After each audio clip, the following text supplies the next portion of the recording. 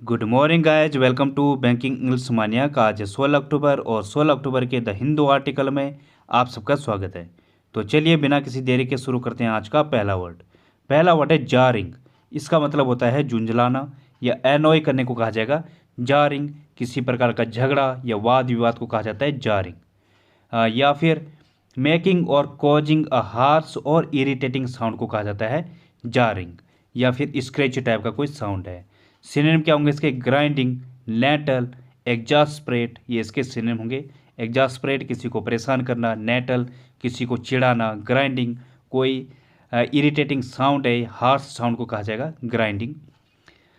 इरिक्सम, wax, रैस्प, ये भी इसके सिनोनिम होंगे। रैस्प मतलब किसी को चिढ़ाना, खिजाना, ये होता है रैस्प। वैक्स में भी किसी को इरिटेट करना, इरिक्सम किसी को परेशान करना।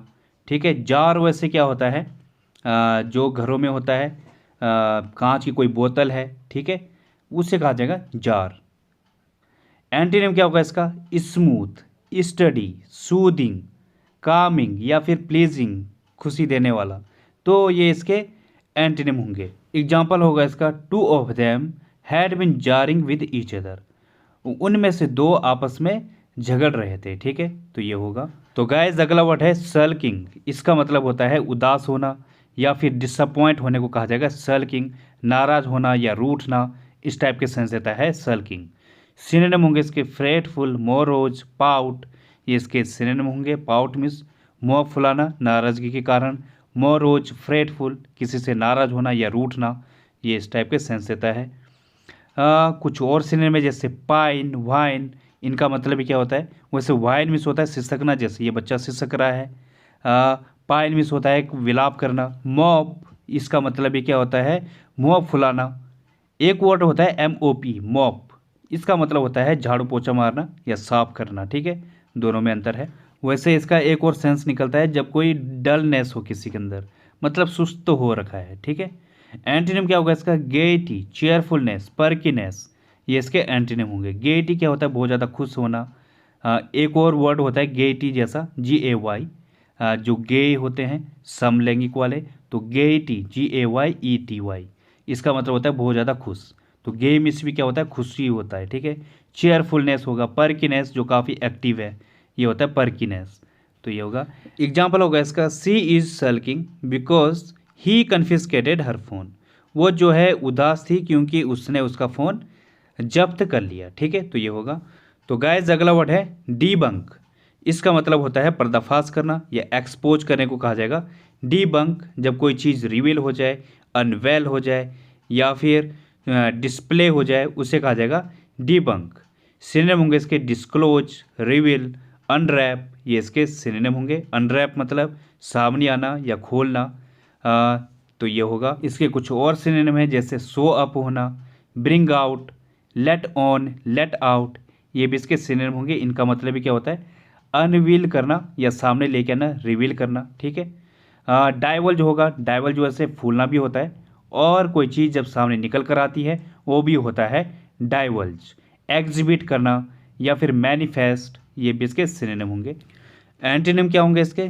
कंसील करना, छिपाना, hide, support, uphold. Uphold means भी क्या होता है? सपोर्ट करना या फिर किसी चीज़ को एक्सेप्ट करना, ये इसके एंटीनिम होंगे।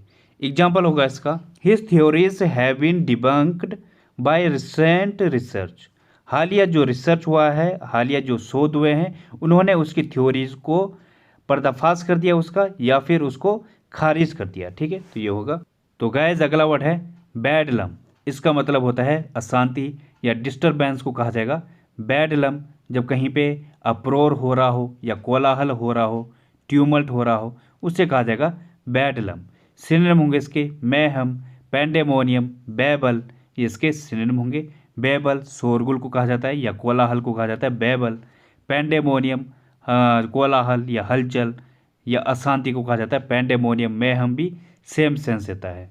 इसके कुछ और सिनोनिम है जैसे क्लेमर, कोमोशन, रम्पसन। रप्सन मीन्स क्या होता है? हंगामे को कहा जाएगा रम्पसन।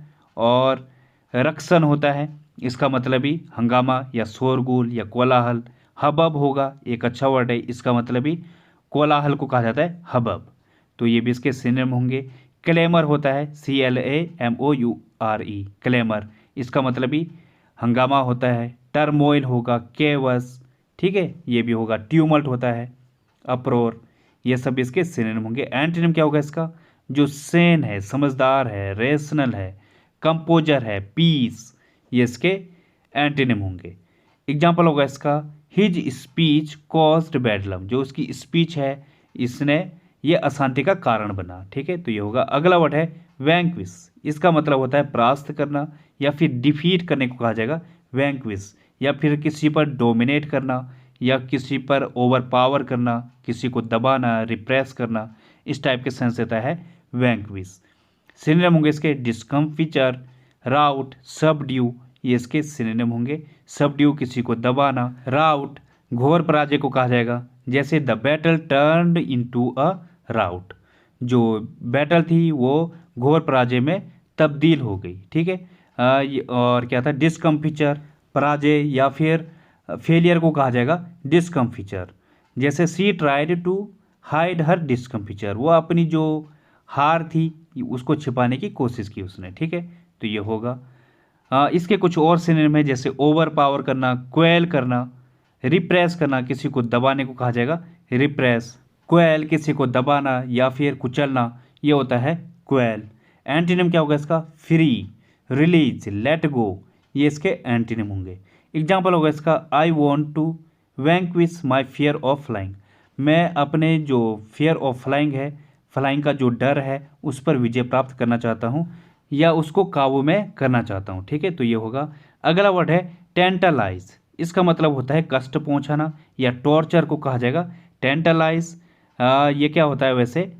मेक समवन्स माउथ वाटरिंग, जैसे कि यहाँ पे ये डॉगी है, उसके सामने वो हड्डी दिखा रहा है लेकिन उसे दे नहीं रहा है, तो इस तरीके से जब किसी को कष्ट पहुँचाया जाता है, उसको चिढ़ा रहा है, वो प्रोवोक कर रहा है, टॉर्चर कर रहा है या टीच कर रहा है, इस टाइप का सेंस देता है टेंटलाइज। सिनोनिम क्या होंगे इसके?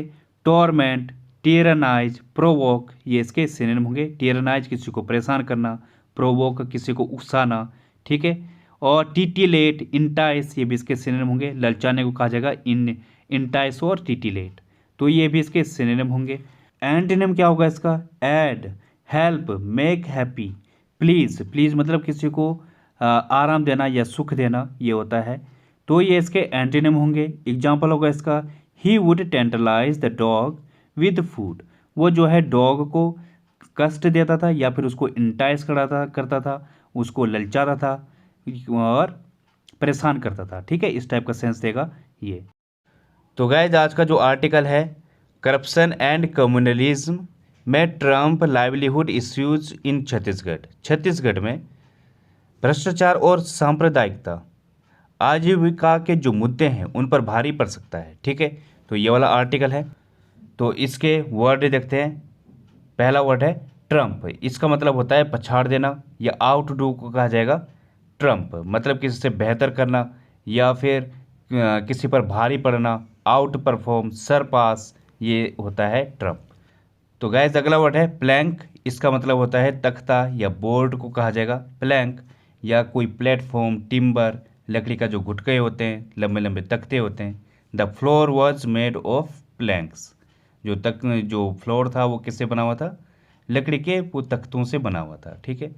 और दूसरा मीनिंग होता है इसका कोई मुद्दा, कोई इश्यू, जैसे इलेक्शन प्लैंक, राजनीतिक मुद्दे, ठीक है, पॉलिटिकल प्लैंक, ये होते हैं।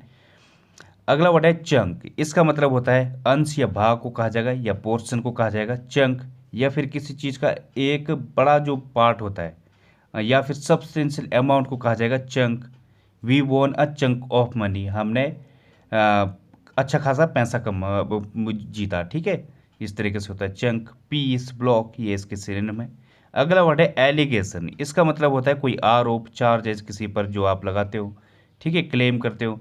एक्यूजेशन, एजर्सन, ये इसके सिनोनिम होंगे, जैसे कि Congress has denied the allegations, जो कांग्रेस है उसने जो आरोप है उसको बिल्कुल खारिज कर दिया, ठीक है, तो ये होगा। अगला वर्ड है विच हंट, इसका मतलब होता है संदिग्ध व्यक्तियों की खोज या फिर किसी प्रकार की कोई साजिश है उसे कहा जाएगा विच हंट। मोलेस्टेशन, प्रताड़ना को कहा जाएगा, किसी को प्रताड़ित करना, ठीक है, परेशान करना। सर्चिंग आउट एंड हरासिंग डिसेंटर, मतलब जो आपके विरोध में खड़ा हो उनको सर्च करना और उनको प्रताड़ित करना, हरास करना, ठीक है। ये होता है विच हंट। जो अपोजिशन है वो गवर्नमेंट पर लगाती है कि वो हमें जानबूझ के क्या कर रही है, अपनी साजिशों का शिकार बना रही है, तो ये होता है विच हंट। अगला वर्ड है डिसचैंटमेंट। इसका मतलब होगा निराशा या मोह भंगता को कहा जाएगा डिसचैंटमेंट। डिसइल्यूजनमेंट मतलब जब आप कोई जो आपका बिलीफ है उससे फ्री हो जाओ, फ्रीइंग फ्रॉम फॉल्स बिलीफ, वो होता है इल्यूजनमेंट, ठीक है। डिसअपॉइंटमेंट अवेकनिंग, ये भी सेंस देता है, अवेकनिंग जागृत होना, डिसअपॉइंटमेंट निराशा, जैसे growing disenchantment with the government, government के साथ जो मोह भंगता है वो क्या हो रही, बढ़ती जा रही है, तो ये होगा।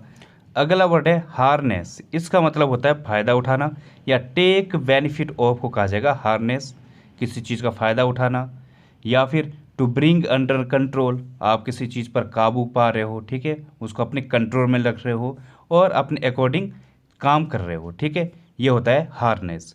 इसका एक और मीनिंग होता है आ, मतलब जब युद्ध पर जाते हैं तो अपने आप को हार्नेस किया जाता है, जो घोड़ा होता है उससे भी सुसज्जित किया जाता है आर्मर से, ठीक है, तो ये भी होता है हार्नेस। जैसे आप यूज कैसे करोगे, if you can harness your energy, अगर तुम अपनी जो एनर्जी है उसको कंट्रोल कर सको, then you will definitely success, ठीक है, तो तुम डेफिनेटली सक्सेस हो जाओगे, ठीक है, तो इस तरीके से होता है। अगला वर्ड है फ्रे। इसका मतलब होता है कोई झगड़ा, कलह, फाइट को कहा जाएगा फ्रे, जब आपसे कोई झगड़ा होता है, मतभेद होता है। कॉम्बैट, कन्फ्लिक्ट, ये भी इसके सिनोनिम है, इनका मतलब ही झगड़ा होता है, ठीक है। तो गाइज ये मेरा टेलीग्राम चैनल है बैंकिंग इंग्लिश मानिया, कि इस पर आपको पीडीएफ भी मिल जाएगी और जो ये आर्टिकल है ये भी मिल जाएगा, ठीक है, इसको आप सर्च करोगे तो मिल जाएगा, या फिर मैं इसका लिंक कमेंट बॉक्स में डाल दूंगा, तो उस पर क्लिक करके आप चैनल पर जा सकते हो। तो गाइज आज की पहली ईडियम है डाइड इन हार्नेस। इसका मतलब होता है डाइड वाइल वर्किंग, मतलब काम करते हुए मरने को कहा जाएगा डाइड इन हार्नेस। जैसे एग्जांपल है I want to retire now, I don't want to die in harness, मैं अब रिटायर होना चाहता हूँ, मैं काम करते हुए नहीं मरना चाहता। अगली ईडियम है किकिंग वंस हील्स। इसका मतलब होता है वेस्टिंग टाइम, समय बर्बाद करने को कहा जाएगा किकिंग वंस हील्स। जैसे एग्जांपल है she kicked her heels for hours at the gate of the embassy, उसने जो है घंटों एम्बेसी के गेट के सामने टाइम वेस्ट किया या इंतजार करते हुए टाइम वेस्ट किया, ठीक है, तो ये होगा। अगली ईडियम है on the horns of a dilemma. इसका मतलब होता है इन डिफिकल्ट सिचुएशन। जैसे Jack found himself on the horns of a dilemma, Jack ने खुद को एक डिफिकल्ट सिचुएशन में पाया। अगली ईडियम है अ रॉकी स्टार्ट। इसका मतलब होता है स्टार्ट बैडली, खराब शुरुआत को कहा जाएगा अ रॉकी स्टार्ट, या फिर डिफिकल्ट शुरुआत को कहा जाएगा अ रॉकी स्टार्ट। जैसे एग्जांपल है despite its rocky start the company manage to succeed, खराब शुरुआत के बावजूद कंपनी सफल होने में कामयाब रही, ठीक है, तो ये होगा। तो गाइज आज का रूट वर्ड है हैमी, सैमी और डैमी।